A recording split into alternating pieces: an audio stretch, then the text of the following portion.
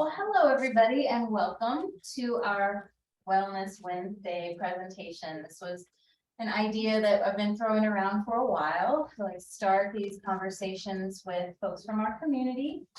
And I think most of you know who I am, but I'm going to go ahead and introduce myself anyway. I'm Christy, the CEO, that's Chief Executive Owl at Wise Owl Wellness.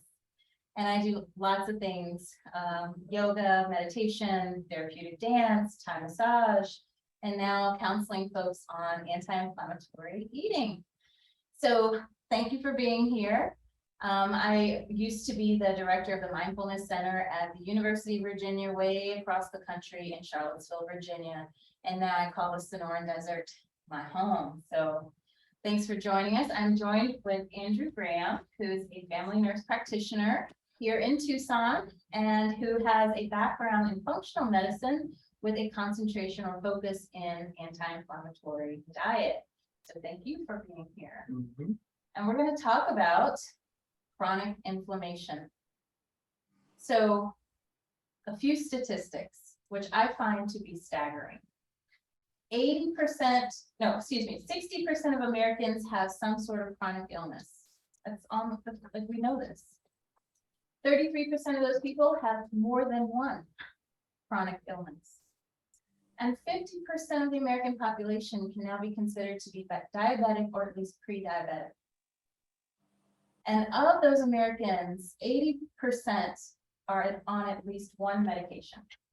And I find that to be astounding.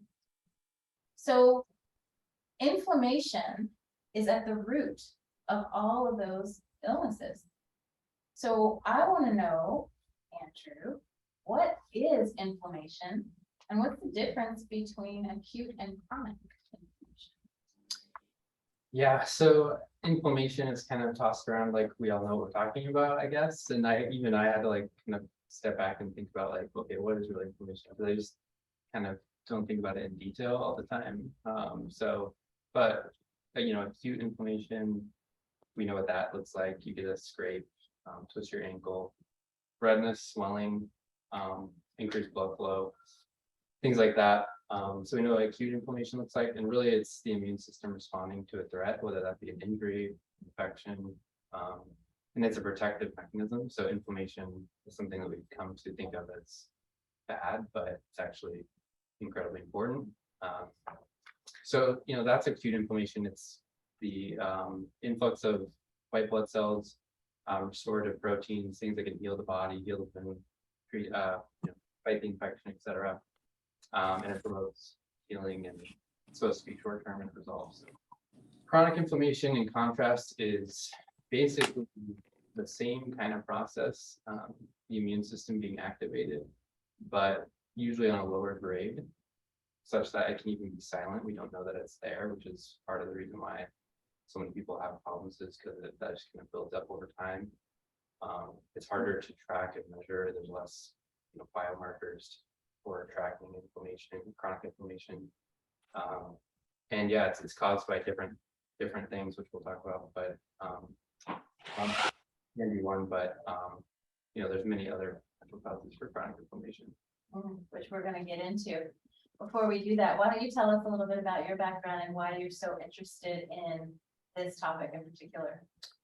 Yeah, so I never had any interest in getting into healthcare. I was like, didn't even really cross my mind growing up. And it was really just because of a personal health experience that I went through that I came into the space. And that's kind of true. It seems like for a lot of people who care about their health, unfortunately. I was in my late teens, early 20s, and I was going through a difficult time where I was experiencing a lot of kind of confusing symptoms and seeing all kinds of doctors who ran the basic tests and nothing was coming up. And so, through that journey, started seeing different kinds of providers practicing naturopathic medicine, functional medicine, whatever word you want to use. And then through that was exposed to the idea of like, your diet might matter, stress, things like that. And then also looking at certain things like gut health and other contributors to health that most conventional providers aren't really looking at. And something kind of clicked in my brain where I realized like, oh, they're actually trying to figure out what's causing the problem instead of conventional medicine, for good reason, and it's important, is mostly just trying to make sure you're not dying or, Managing the symptoms. yeah, making sure you're comfortable and not nothing serious is going on. But something clicked in my brain. I was like, oh yeah, that makes sense to actually look at like the root cause and what's going on. So the nutrition piece of it was the first thing that I really like became fascinated by, just all the amazing compounds in foods and how they interact with our body, and kind of fell in love with that. So I studied nutritional science as an undergraduate, and then I was doing undergraduate research, doing some kind of cancer research, and then realized I'd rather apply it clinically than just be in the lab. Research is really hard. You're just kind of by yourself in a lab and like lots of reading, lots of writing. So transitioned over to nursing and became a registered nurse and then a family nurse practitioner. And and then I've just continued learning ever since. Well, I found in your notes that you sent me when we were preparing for this talk, there was one statistic that kind of shook me. And it said 50% of all deaths are caused by chronic inflammatory conditions. I mean, that kind of knocked me over, like, wow, that's half of all the dead people had some sort of inflammatory condition. So what can be done to slow down, if not stop or reverse or treat rather, the progression of these conditions?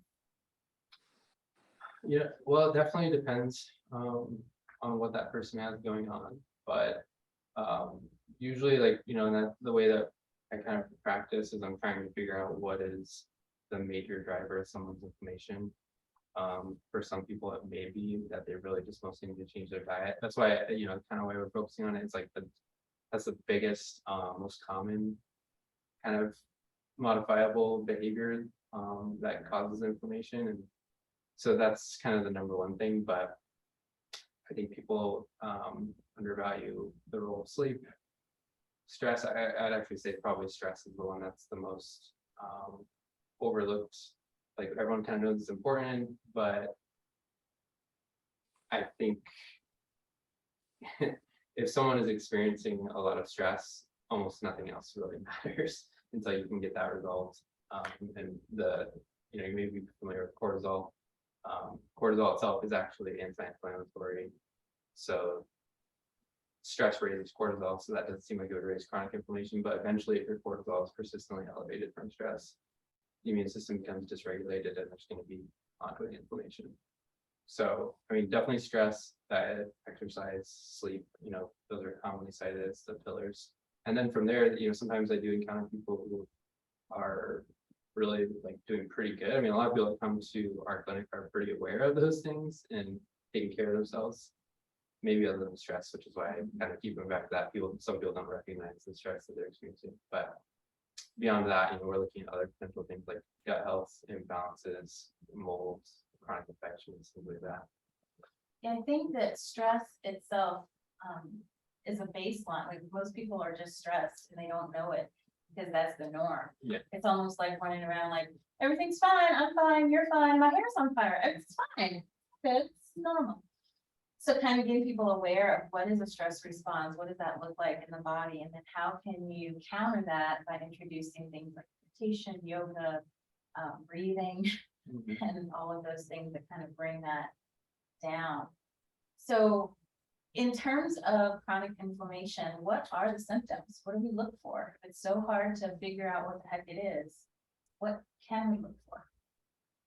Well, yeah, like if you get in the handout for that, you can see it's basically anything. Yeah, so I that's the problem. gave everybody a handout called an inflammation symptoms checklist. And for those of you joining us on Zoom, I'll be emailing that out to you, so you'll have that as well. And it's just basically a checklist of things that you can kind of look at to see if you are suffering from any of those. Yeah, so it really can be so many different symptoms. It's not something where, and it manifests differently in everyone. Like, someone's inflammation is going to be in their joints, and another person's might be that they're just extremely tired or have a lot of brain fog, things like that. But definitely when, someone's issue might be just a low-grade chronic inflammation and there's maybe not too many other problems going on.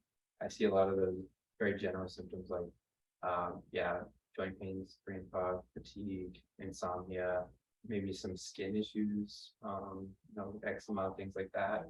That's a pretty telltale sign of inflammation. Um, what else? Maybe if for a woman, if their menstrual cycles are irregular. Um, and then mental health too, that's something that's continued being recognized as having to do with inflammation more than it used to. Like that seems to be a trend for a lot of conditions. We think it's one thing and then it ends up being, well, actually it's mostly inflammation. That's kind of, there's a lot of people shifting their thinking with heart disease in that way where. And even Alzheimer's. Yeah, like cholesterol, okay, it's relevant. And then, but it's actually tighter correlations with inflammatory markers, things like that. Depression, same thing. It's a brain imbalance. Well, we're actually finding out that the drugs that sometimes work for depression might be working because they work through inflammation, which is interesting. So again, it's just kind of like they manifest differently for everyone. Someone that's depressed, it could be an inflammation issue, which I think is not necessarily the way most people think about it. That is interesting. So changing your diet, does that really work? I'm pretty biased. Question. I'm pretty biased, but yeah, it's definitely pretty rare that, especially it depends on how far on the spectrum someone is, but if I see a patient who comes in and they're eating a pretty Western style diet, I kind of feel relieved, like, oh, I'm definitely gonna be able to help this person, if they can make the dietary changes. So yeah, we can talk more about diet, but it's definitely I think the foundation for what you want to focus on first. And it's not everything. Like I did focus on it first when I was going through my health challenges, and it got me so far. But at a certain point, I was like overdoing it in the sense that, okay, I'm going to try to be even more strict and do this crazy restricted diet and try this one, and you hit your limiting returns at a certain point, but it's foundational for sure. I know. So it's the old adage of, let food be thy medicine and thy medicine be food. So I actually challenged myself. Some of you who follow me on Facebook know that for the whole month of August, we did what was called Anti-Inflammatory August. And so my household kind of went through and cleaned up our diet and followed the guidelines for anti-inflammatory eating, and I actually have some really interesting results from that. I'm pretty healthy. I don't have any concerns as far as chronic illness or anything like that, but I'm in my 40s and all of a sudden my knee starts hurting and it won't stop hurting. And that's not only annoying because it's hard for me to do my job. I have a physical job where I do a lot of yoga and private sessions and Thai massage and stuff. And so I need to be able to move without pain. So that was kind of the jumping off point of, well, let me look into this inflammation stuff because I heard that changing the diet can help with the pain. So that was my initial reasoning for it. But what I found out at the end of the month, I had lost 6 pounds without really trying.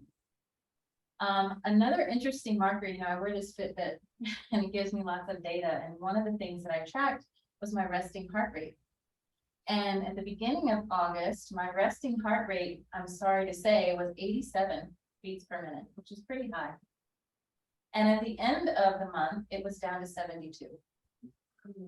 I didn't really change anything else other than my diet in the month of August. And I thought like, wow, my body doesn't have to work so hard right now because it's not fighting inflammation. Like I actually feel better. So that my resting heart rate came down. Not only that, my blood pressure normalized. I usually run a little bit hypertensive, like nothing to be serious about or to need medication or anything, but just borderline. And that came to normal.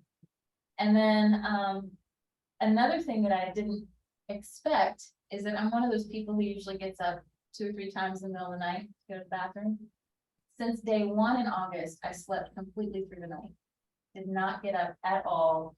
And I had more energy throughout the day, even though I stopped with the coffee, no caffeine. But I had plenty of sustained energy through the day. I was actually more productive and no naps, much to Penny, the yoga cat's dismay. We usually had our daily nap time, and the whole month of August, no naps. And other than feeling just vibrant and healthy, my knees stopped hurting. So that was just kind of like, wow, there's something to this. And I wanted to, tell everybody about anti-inflammatory eating. And I said, but who's gonna listen to me? Let's bring in a medical professional so you can listen to him. But as far as anti-inflammatory diet goes, it's not really a diet at all. It's more changing the way that you eat things. It's not, I didn't feel deprived of anything, my favorites or whatever. I still had pasta. It was just gluten-free. So I had, some switches to make. And if you did follow me on Facebook, I posted all of the food that I ate the whole month too. And some of y'all were like, I need that recipe. So it was really good food. So let's talk about the parameters of an anti-inflammatory diet. What does that look like? Yeah, there's so many different types of diets, and ultimately you don't, in the end, you don't really want to think about it like a diet, like you said, because that's just not sustainable if you feel like you're on a diet. But usually at first, if someone's making a transition, you're gonna want to give them a framework and kind of some specifics to follow, probably call it a diet. So, I don't know exactly, but I guess I'm kind of curious what you did. So I did what you're not supposed to do. I eliminated everything all at once from day one. So I have created this program called Nourish, which is not that extreme. I don't recommend it, but we were really gung ho about it. In fact, Bill, my partner, was more serious about it than I was, very strict. But basically we followed the no gluten, no sugar, no dairy, no caffeine, no alcohol, no processed foods, and no nightshades. And I don't really have any food sensitivities or allergies or anything like that. So I felt like I'm just going to take everything out and see what happens. Now, like I said, we started that from the get-go, and that was a bit extreme. So I've kind of developed this program that kind of weans you off of certain things. Like 1 week we'll take out the gluten, the next week we'll deal with the sugar, the next week we'll start introducing non-dairy milk products and things like that. So that it's a gradual process. But even as extreme as we did it in that month, the results didn't lie. Like, it worked. And it wasn't even that hard to do with all of those restrictions. Because it felt like, it didn't really feel like restrictions. It was like, just clean up your diet, cleaning it up. Like, we also participate in the Great American Diet, right? Like everybody else.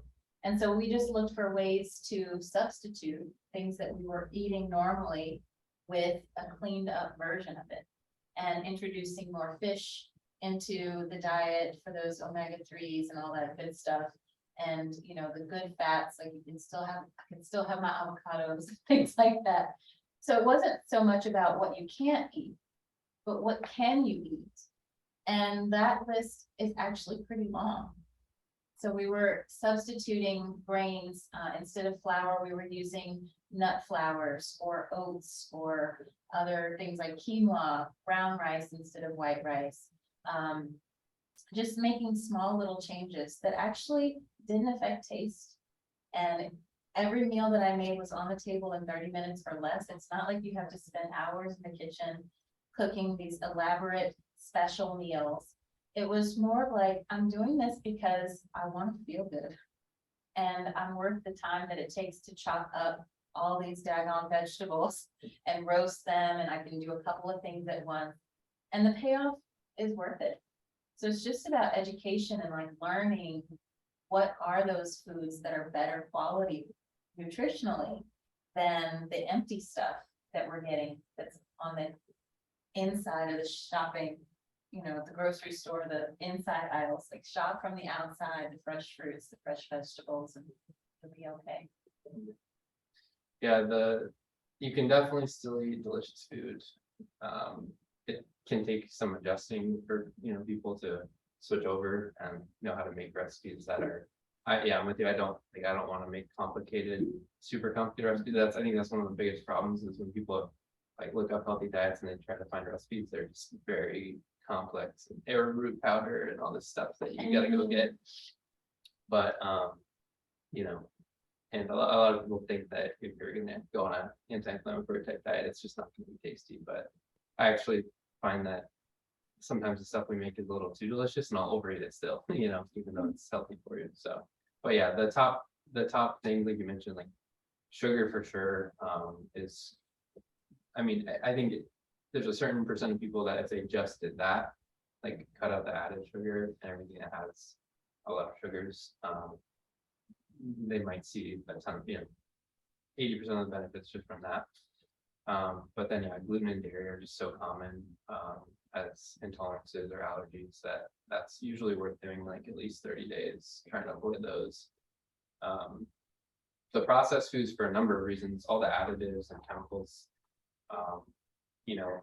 unfortunately they're treated like innocent until proven guilty, and then we always find out that there's a problem with whatever it is, and then we replace it with something else and find out there's a problem with that. It's like, Oh, yeah, the sugar-free foods or the gluten-free foods, you have to really watch the ingredients because they're just putting other stuff in that's still not good. So you have to, I learned during this process, you really do have to read the ingredient list and look for those, sunflower oils and soybean oils, like those are no good. Want high quality extra virgin olive oil or coconut oil, avocado oil. And it makes a difference. So yeah, and if people are motivated enough to just avoid basically all the packaged stuff and just use full ingredients, then that's definitely a more surefire way to have success because you're not worried about checking everything on the label and looking up and googling what things are. But yeah, certainly the gluten, dairy, sugar, and then vegetable seed oils, which are basically in almost everything that's packaged. Those are some of the top offenders, and I think focusing on what you can eat, like when I'm talking to a patient, I don't just go through what you can eat because then they're like, I don't know what I'm going to eat, but fruits, vegetables, meat, eggs, nuts and seeds, depending on what you might want to eliminate some of those at first if people might have more sensitivities. But yeah, there's a lot you can eat for sure. Lentils and beans and all kinds of stuff. And I have to say, the food is delicious. And we have a 10-year-old in the household who's a picky eater. And I just left him there this evening with this Jamaican bean stew. And he was like, this is amazing. I'm like, yeah, it's all anti-inflammatory. Enjoy. But even he enjoyed the food. So it's not like we're making weird stuff or it's just, tasteless mush. It's actually really good food. And it kind of changed my relationship with how I shop for produce and like now when I go to the grocery store, I'll always pick a different fruit or vegetable that I've never tried before. I'm like, I don't even know what this is. I'll Google it and see how to prepare it, but I know it's not packaged, so it must be good. So we're just playing with food a little bit. And then to help take the guesswork out of that, if anybody is interested in working with me with the Nourish program, I actually go through that with you and like tell you, these are the acceptable foods. We're not going to worry about what you can't eat. We're more focused on what you can eat. Plan the meals with you, plan your shopping list, and also do the recipe. I'm going to have a Facebook group where I actually go in once a week and you get to cook with me in my kitchen. So we'll be making stuff together. So because I think a lot of it has to do with we're so spoiled with convenience that we forgot how to cook. And we forgot how, real food is supposed to taste and that it takes a little bit of work and a little bit of preparation to do that. But once you kind of get in the swing of it, it's not so hard to do. So I think a little bit of encouragement goes a long way as well. Yeah, I've came to enjoy cooking, and I think that's the biggest thing that will keep you going and, long term is learning to enjoy cooking, which yeah, you're right, we're spoiled. You think about like humans, they used to be all we worried about was making sure we got our food and cooked and everything. And now it's so convenient that I think the disconnect, forgetting, how to cook and kind of enjoying it is one of the biggest problems why people don't eat well. And then the other thing is, it's still okay. I went on vacation during this experiment in August. We went to Las Vegas of all places. And we're like, what happens in Vegas stays in Vegas. And of course, Bill was like, no, you're not messing up my experiment. Ah, but we were able to look at menus ahead of time when we planned to eat out and like look at the ingredients and then ask, can this be cooked in olive oil? Can we have, salmon added to it and things like that? And people were very accommodating. I mean, we're in the age of the picky eater. You can ask, have things prepared the way that you need them prepared. And so there was only one time, and actually this is kind of interesting. One time I caved and I had a biscuit. It was a pretty sizable biscuit, not gonna lie. But the next day, I was so bloated from that biscuit that the skirt that I brought to wear to a show didn't fit, and I knew it fit when I packed it. So it had to be that one freaking biscuit. So I thought, wow, that's just more testimony to how well this works. Like my diet was so cleaned up and now I've introduced this gluten and all of a sudden I can't fit in my skirt today. So it was kind of like, this is because of the food. Wow. So I don't have to tell you any more about that. I'm already sold, so you can come talk to me if you want to. Is there anything that you would like to add? Anything else along these lines of? Well, yeah, to that point about the gluten, I see that happen quite a bit. And that's why the elimination part is so important. Like people just don't realize what it's doing on a daily basis until you eliminate it and then reintroduce.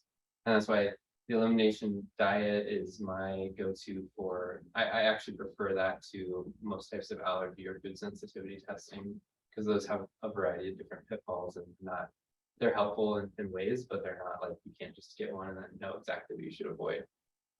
So the elimination diet is the way to go. And you said, you mentioned like, I did it the wrong way going kind of cold turkey, but I think for a lot of people, that's kind of the way to go, because it's going to be hard either way. So you might as well jump in, but not everyone can do that. I think it did help because I was addicted to cheese. I'll be the first to say it. Like I have had cheese on everything. And at this point in time in my home, I have 0 cheese in my house and I'm okay with it. So it's kind of been an easy transition. I'd say after like the 3rd or 4th day of like, okay, this is just how I eat now, that this has just become how I eat now. And now that we've ended August, it's like, oh, we can go back to whatever. And it's like, but I don't want to. Yeah. We eat pretty well. And our grocery bill went down. I mean, vegetables are cheap. Don't know if you know. So it was kind of like, oh, we can save money too. This is really interesting. So I am all for it. I think that the health benefits are just magnificent. I certainly feel better. I didn't feel terrible to begin with, but I couldn't imagine if I did and I could get this kind of feeling, why wouldn't I do it? Because I mean, that's cheaper than medication. So what I would like to do is maybe ask a couple of questions that you guys have sent in. Some of you sent in some questions, and if you have questions here, we can definitely be available to answer them. But I have a question from Hope. Hope M sent in a question saying, is there a connection of painful sporadic episodes that relate to chronic inflammation? I ask because it seems that inflammation is a silent attacker to internal organs, but maybe I need a better understanding. Yeah, so I mean, chronic inflammation is typically silent, but not always. And anytime, so like something like rheumatoid arthritis, you're going to have acute flares. So a lot of times chronic inflammation is, going on kind of silently, but predisposing you to some acute flares of whatever symptoms, like rheumatoid arthritis and joint pain. So yeah, I would say definitely there is a connection. It's not like chronic inflammation is always not going to cause symptoms. And so certainly even in that situation, if it was something like rheumatoid arthritis, for example, yes, you're going to want to manage those acute flares, but ultimately you're not going to, continue to see less flares or get it resolved without resolving the underlying inflammation. Because on a cellular level, like when we have acute inflammation, the inflammation attacks the cells or, irritates the cells. And then if that becomes chronic, then the cells now have tissue damage. And then if the inflammation is not addressed at the tissue level, it goes on to organ damage. And then you've really got issues. Like that's when the real symptoms start showing up. So it's kind of like, if we could how can we turn back the clock? Is that even possible? It is to a large extent, yeah. I mean, I definitely wouldn't want people to think that inflammation is. It can cause permanent damage in a way over a long period of time, but for most people, most people these days do have ongoing systemic chronic inflammation. That's what we know from the stats and everything. At relatively low levels, when that's reversed, they're not going to see a long-term, poor health outcomes. They're going to be able to reverse it. We know even from something as damaging to health as smoking, that there's pretty impressive data on, like, even after they smoke for a long time, how much of their health can come back after they quit. So that's just an example of extreme kind of showing the body's ability to bounce back, even after it's had a lot of information. So. Have you seen that in your practice? Like people maybe diabetics or other conditions, have they been able to reverse that or at least? Yeah, diabetes is a good example because that's one that I think it's slowly sort of catching on a little bit more, that the idea that it's not like once you have it, you just need to take insulin and that's that. It has been reversed and it can be reversed, especially with some aggressive diet protocols. But in that example, once you're at a state of diabetes, everything's kind of on a spectrum. So like even pre-diabetes, when you get that diagnosis, there's usually an underlying inflammation and insulin resistance that's been building for 5 to 10 years plus. So by the time you get to diabetes, that's a result of systemic chronic inflammation for usually decades. So at that point, that's why it is harder to reverse it completely. But even at that point, can be reversed. It takes a lot more work and it's harder, but it can be. So, there's not that many, conditions, especially for the average person, the really common ones that can't be reversed or managed. It just kind of depends on how far you've gone and let it go for years and years. Fair enough. Susan B wants to know, what can I do to help dull the constant joint pain without living on ibuprofen? Well, I feel like your program, that's a little ad here for your program. Sounds like Works for me. Yeah. Definitely joint pains tend to be pretty responsive to diet changes. If they've already done the elimination diet, anti-inflammatory diet, then beyond that, I do see a big connection with gut health. That's that's a huge focus of mine, gut health. That's another thing that we're just finding more and more. There's a connection between gut health and almost any like chronic condition. So I'm looking into that a lot, and even things like joint pains can be from gut inflammation that's ongoing. And then there are not to give out like specific recommendations, but lots of herbs, boswellia and the anti-inflammatory effects of curcumin work pretty well for joint pains as well. So if it's persisting after kind of looking into other causes like that, those are some things that help. So adding like turmeric to your diet, which is really anti-inflammatory, and adding other supplements, because you want to make sure that you've got enough good bacteria in the gut to do its job. Because I read that doing an anti-inflammatory diet can heal leaky gut syndrome and other gut issues that we thought maybe it's just the way it is, but it's like healing and reversing, which I think is pretty cool without medication. Yeah. Yeah, that's one of many reasons why an anti-inflammatory diet might help. There's so many different reasons, like maybe the person had a sensitivity or allergies to one of the foods like gluten or something, and then by eliminating that, they're eliminating inflammation.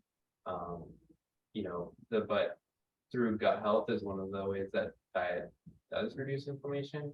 And yeah, this concept of leaky gut is something that I talk about a lot with patients, and is definitely very important. So essentially what that is the intestinal lining, if you think about it, is essentially the one of the main barriers between us and the outside world. So like our skin is obviously that barrier as well, but everything that we ingest has to go through the gut, and then our body determines what it's going to allow inside.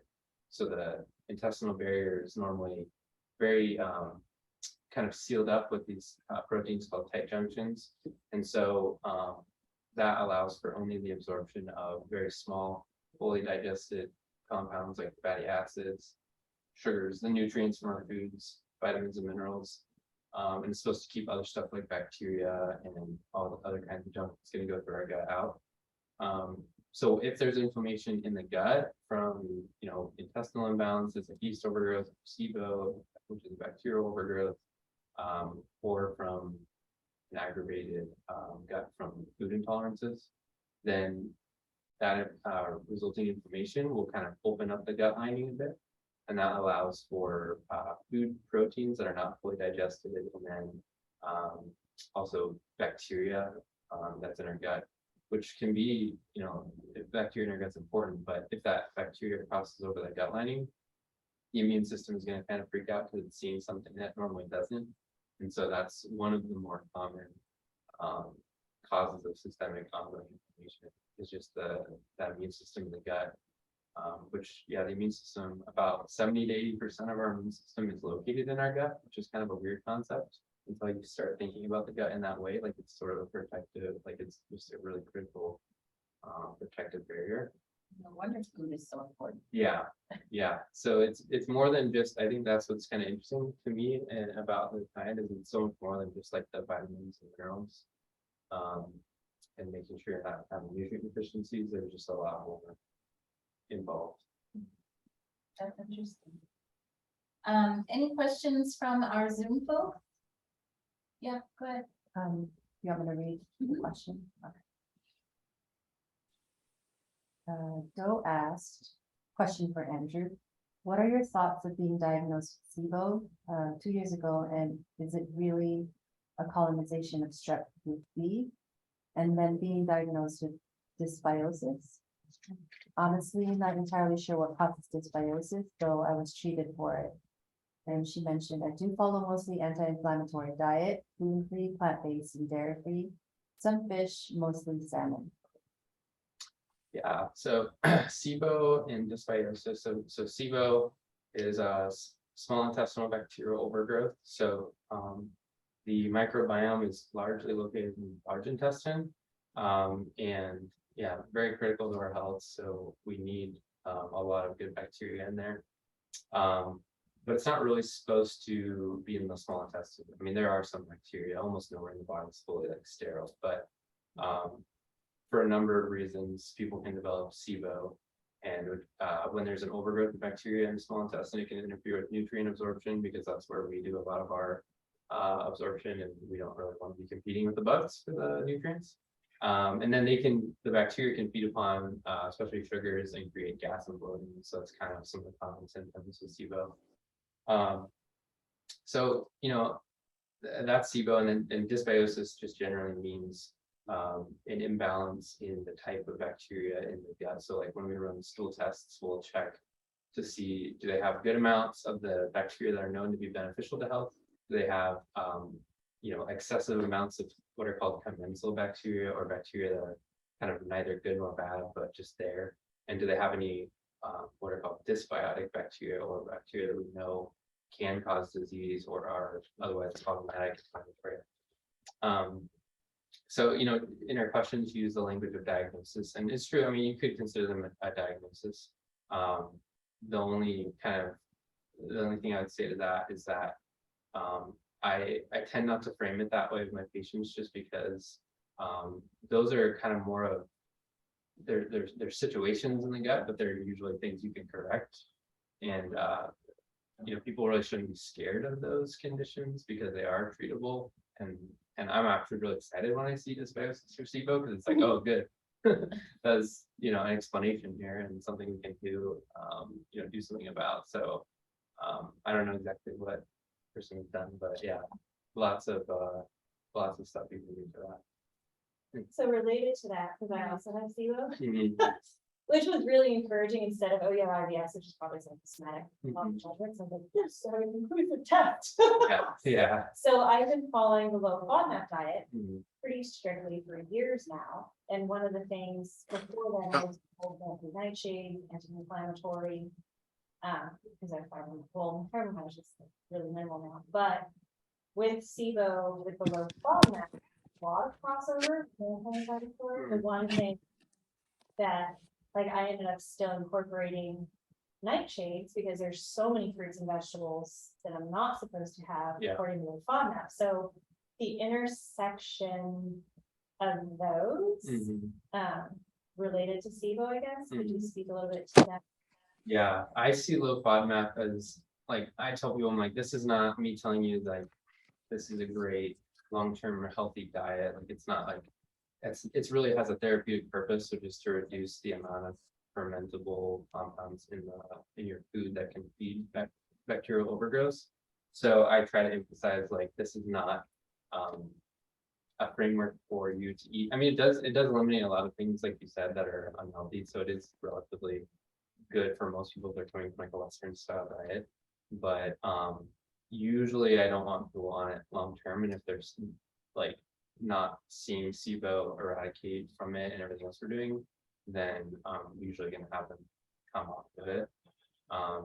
But for some people, low FODMAP can be decent long term, but yeah, it restricts a lot of fruits and vegetables, which is kind of counterintuitive when you're getting a diet plan from your healthcare provider. It's kind of strange, but yeah, I don't know if I fully answered that question about dysbiosis and SIBO, but they are definitely drivers of chronic inflammation and important to eradicate. And yeah, I mean, sometimes if you haven't seen it eradicated, sometimes you do need antibiotics, which is obviously not ideal, but for SIBO, it can be worth it. So obviously I don't know the full situation, but So how do people connect with you? How can they make an appointment to come see you, mm, all that stuff? yeah, so I currently practice at Nature Cure Family Health, in Northwest Tucson, and you can go to our website and just book. There's a book an appointment link. We're not fancy enough to actually have it before you book online. It'll just give you the phone number. But you can go there, and then there's also links to our practice and more information on my own website, which is just andrewgrahamfnp.com. And yeah. And it's in the emails that I've sent out, and we're gonna send a follow-up email as well with link to the inflammatory symptoms checklist and a link to the video of this session, so you can go back and see what else you may have missed. Are there any other questions left? Yes, from Jan. It's a question for you. She said, do you think your new regimen is truly sustainable for the long haul? Are there some items you might consider adding back in small amounts to test? If so, which ones? French fries.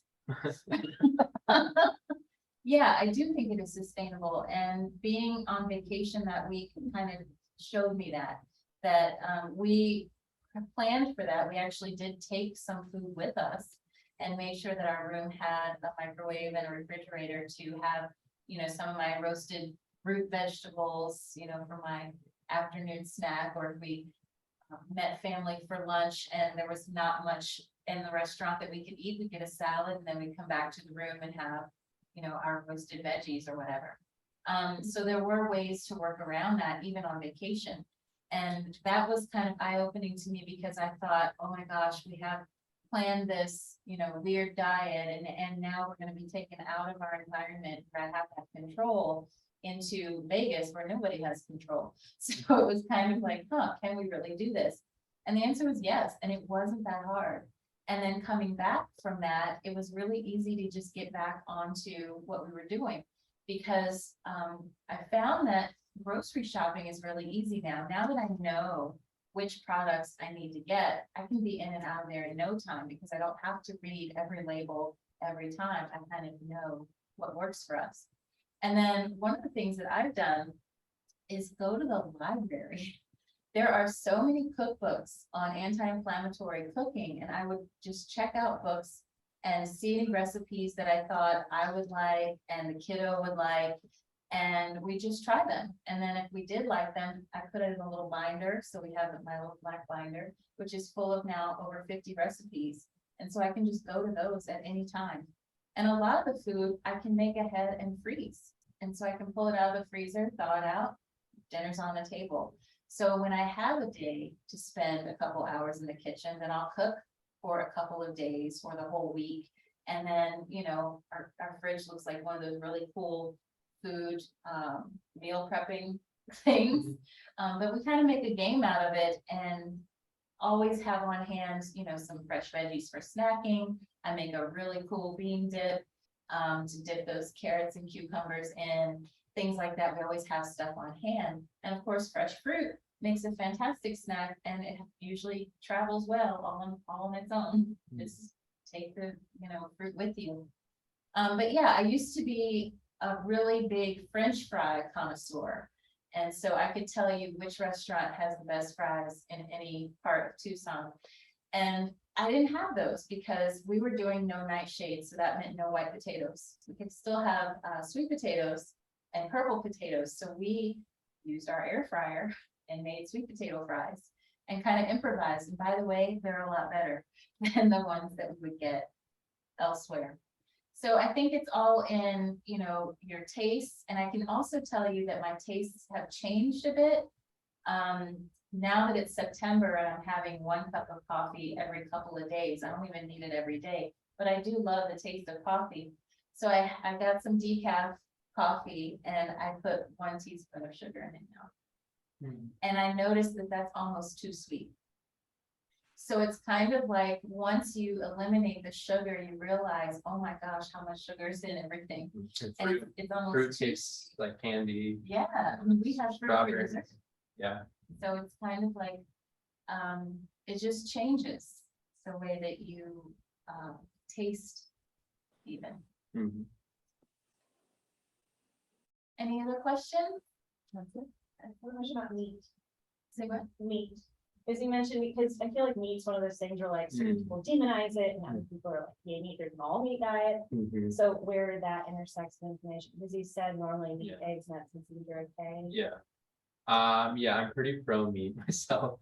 Definitely a lot of people within kind of this natural and integrated health space are, you know, vegan, vegetarian, which, you know, can work really well for some people. But you know, meat, especially when it's fresh meat, is really just very nutritious, and protein is very important for keeping not only, you know, good muscle tone, but just keeping you full and not having cravings. You know, it's got all kinds of B vitamins, zinc, iron. You know, iron deficiency is obviously very common. So, you know, when I'm talking to people that are iron deficient who don't eat meat, you know, it's a little bit harder.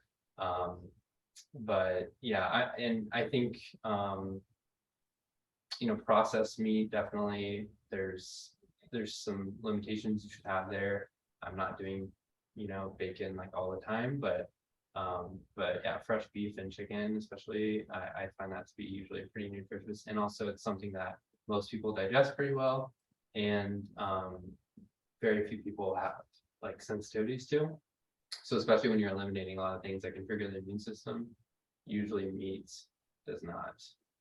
Unless you have a tick-borne disease, and I forget what it's called right now, but there's a tick-borne disease that causes a severe allergy to red meat, and that's like my worst nightmare. Yeah, and in our household, we're split because the 10-year-old has chosen to be vegan. And we honor that. So everything that we cook for him is vegan, and mostly vegan for us as well, because we're cooking for the family. But there are lots of times when I'm following this diet, it's more like a Mediterranean diet almost, you know, eating salmon especially, or chicken might be in there. And that's been really cool at dinner time with a vegan person to also kind of curb the judgment there a little bit. So it's been a kind of a teachable moment of saying, yes, you can be vegan. I'm going to eat this because my body needs it for what I'm trying to heal. And that's the way it is. So it's been pretty cool to have that, you know, both ways, basically in the family. So it can be adaptable to all kinds of different dietary lifestyles. I should have mentioned seafood for sure, because that's, I almost think of it as a separate category. It's just seafood's really great for sure. Salmon's definitely one of the healthier proteins you can have. So a big fan of seafood. We see that a lot of this, if you look into like this centenarian kind of societies where there's people that live in the hundreds, it's almost always coastal, like they eat tons of seafood. And I don't think that's a coincidence. So. We have the 10-year-old half the week, so I make mostly vegan stuff when we have him, and then when he's at his mom's house, then we break out the fish and scallops and all of that. So we're half the week eating fish and half the week mostly vegetarian or vegan. It's a good balance. Yeah. So I have a question about dairy. So I'm kind of new to this in about the last 3 months I've been doing this. Not having any dairy, but tell me about non-dairy substitutes and which ones to stay away from or go to. Well, I can definitely speak to that because I've had a dairy allergy my whole life. So it's come a long way. I grew up having rice milk, ice cream made from rice milk, and looking back, it's not good. So it's come a long way. Yeah. The unsweetened, in terms of like milks, the unsweetened milks like coconut milk and almond milk that are popular, I think those are pretty good options. As long as they are unsweetened. The sweetened ones, I think sugar in liquid form is one of the worst kind of things. I can obviously occasionally it's fine, but and then I think for me at least the easiest thing has been to mostly steer clear of dairy products, like not trying to substitute for them in the long run, because it can be frustrating trying to have everything you had before and looking for substitutes every time. But I use ghee instead of butter. Not everyone can do that, because ghee, if you're not familiar, is basically butter, but then they take out the milk proteins. There's still a little bit of residual milk, so depending on sensitivity, that can still be a problem, but I do use ghee instead of butter. I have a great recipe for ghee. Oh, there you go. Make my own. Yeah, I've done that as well, which is kind of difficult but fun challenge. So occasionally I will do like the dairy-free cheeses that are out there now, and they're definitely a product of modern food science, and they're kind They of come a long way though. yeah, they're like not natural in any way, but occasionally those are, I think, fine. What other kinds of substitutes would you be looking for? Well, so I have not been limiting, although I don't drink a lot of caffeine, so that just kind of wasn't on my radar. So I was just kind of thinking about different things you could put in your coffee if you're not putting. Oat milk is great in coffee. Okay. I put coconut milk, almond milk. Yeah, Any of those. So are there any of those that you stay away from? I don't do a lot of soy, so I don't do soy milks. Because I think that a lot of soy is not good because it's, hormonally affect hormone imbalances. But as far as like the nut milks, I have no issues with. They're easily digestible. We put them in smoothies all the time. They were really good, vegan, plant-based, protein powder that I get in all kinds of different flavors. So we have, some nice shakes for the kiddo and for me. I can do, I really don't even miss cheese, honestly. Like I hadn't had it in so long, it was just kind of like, why did I need this on everything kind of thing, but I think you'll find that once you kind of eliminate it for a while, it might take 3, 5, 7 days to get into the habit of, I'm just not having that anymore. and, or if there's a substitute like coconut milk, whatever. I even make our own ice cream, so we make a vegan coconut milk based ice cream. And then, or fruit sorbets, we just take regular fruit, freeze it, and then have a machine. Product plug, Ninja Creamy. So it processes the ice cream or sorbet and I know exactly what went into that container. It's usually coconut milk, a little bit of vanilla, and then maybe cardamom or coconut flakes or something. And that's it. And we've been doing that for months and the kiddo loves it. So it tastes the same, because I was also an ice cream addict. Yeah. But it's little changes and you don't miss it.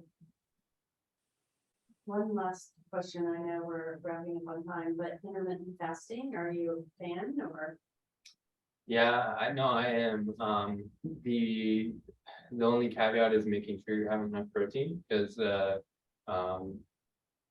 they have shown that, you know, by fasting, you're gonna lose lean muscle mass as well, which muscle mass as you age is incredibly important for longevity. And so when people intermittent fast, you just got to make sure you're getting a good amount of protein in. But really, eating is it's kind of a interesting way to think about it. But eating is a stressor on the body. So when we're eating, our body's not healing and in the restorative process of clearing out old proteins and everything that happens with that. So the longer you go without eating, the more the body is basically refining, you know, the metabolic waste products, getting rid of those, getting rid of old immune cells and creating new ones. And so fasting is definitely one of the most important strategies for long-term health and longevity, and that's a huge part of this. I'm glad you brought that up, because yeah, the part of the problem with the way we eat too is just grazing and eating all day. So, you know, some people there's just so many different strategies for intermittent fasting, and I don't really have one that I think is above all others, but I'm definitely a big fan of that, especially if you've got a little bit of blood sugar, a little bit elevated, things like that. It's big for helping the body regain metabolic flexibility, or the ability to convert between when you're fasting, your body just burns fat. We should be able to do that. We should be able to go long periods of time feeling okay without food and adapt to burning the fat on our body, and then switch over to burning carbs when we eat and such. But most people are kind of carb adapted and need carbs to keep going. And I will say on that note, there are people who need to kind of do it slowly. They will feel really crappy at first, and so they may need to still eat some carbs throughout the day, but slowly kind of trying to eat less often is really helpful. Yeah, I've done intermittent fasting as well, and I find that eating time 11 a.m. to 7 p.m. works really well for me, because the last thing I eat is before 7 p.m. Then I can go throughout my evening, and then I'm gonna go to sleep, so I don't have to worry about food or eating, and then kind of get up in the morning. If I keep myself busy in the morning, around 11 o'clock, I feel pretty hungry, so then that's a good time to start eating. And that seems to work pretty well for me. All right, so, oh my gosh, it is time, right? So that is gonna conclude our session. Thank you all for attending in person and on Zoom. And I will be following up with an email with the recording of this session for anybody who missed it. Everybody who registered will get the link, as well as the inflammatory symptoms quiz. And I'll be sending a little recipe booklet, because Denise F asked, are you gonna have some recipes? The answer is yes. I will be sending a little booklet via email for that as well. And then if anybody's interested to come and work with me on the Nourish program, I'm going to be offering exclusively for the people in this room and on the Zoom out there, an extra $200 off any of the programs, which they're already on sale. So it's an extra $200. So I'll send that information as well. There's a little secret coupon code you can use if you want to sign up. I do have an online group that's going to be starting September 15th. It's going to go for 8 weeks, which means we'll be done before Thanksgiving. So that's a good time to like get in on it, eating well, feeling better before the holidays get here. I have a one-on-one program that's a little bit different that can be done in person or on Zoom. And that one includes weekly movement sessions with me. So it's a private yoga or Thai massage included in that as well to help with the stress and the movement parts of the equation. So I'll send information about all of that. If you have any additional questions, please do reach out, email everybody so you can reply to one of those emails. Reach out to myself, reach out to Andrew, and get connected. If you're in the market for a new family physician practitioner, there he is. So do reach out as well. Anything else you'd like to add? No, I also post some blog articles and just thoughts on new research and everything on my social media. So that's also like my website. It's just Andrew Gorham, FNP, Instagram, Facebook, all that stuff. That's all. All right, well, thank you, everybody. You can go ahead and stop the recording there, and I'll get that out to you guys probably tomorrow.